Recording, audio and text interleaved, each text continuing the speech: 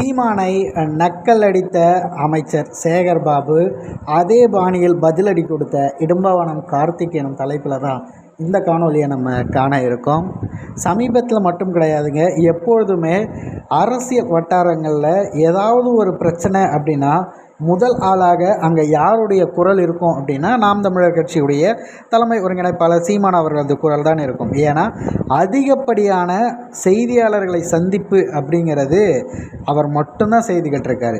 மற்ற அனைவருமே 5 நிமிடம் 10 நிமிடம் அப்படின்னு சொல்லிட்டு அதற்கு கூட பதில் சொல்ல முடியாமல் ஏதாவது கேள்விகள், அதாவது கூட்டணி சம்மந்தமாக வந்துருச்சா, இல்லை மற்ற கட்சிகளை பற்றி கூறுவதா, வேறு ஒருவர் செய்த தவறை முன்னகர்த்தி காட்டி நீங்கள் இந்த மாதிரி என்ன நினைக்கிறீங்க அப்படின்னு உங்களது கருத்துக்களை கேட்பதானாலே பலரும் ஓடிடுவாங்க.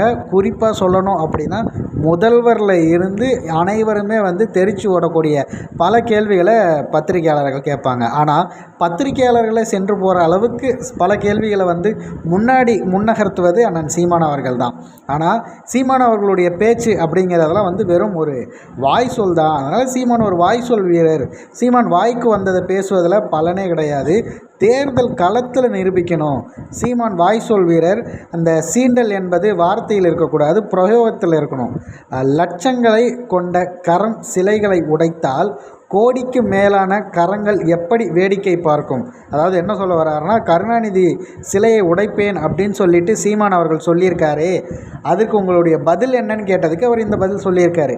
இவருக்கு பதில் சொல்லும் விதமாக பார்த்திங்கன்னா நாம் தமிழர் கட்சியுடைய இடும்பவனம் கார்த்தி அவர்கள் என்ன பதில் சொல்லியிருக்காரு அப்படின்னு பார்த்தீங்கன்னா, பெருசாக ஒன்றும் கிடையாது. நீங்கள் இப்போ பார்த்துட்ருக்க இந்த புகைப்படம் தான். இவர் தான் பார்த்திங்கன்னா நீங்கள் சொன்ன அந்த வீரர் சீமான் வாய் சொல் வீரர் அப்படின்னு சொல்கிறார்ல, அந்த பதிலை சொல்லக்கூடிய செயல் வீரர் இவர் தான் அப்படின்ட்டு பதிவு பண்ணியிருக்காரு.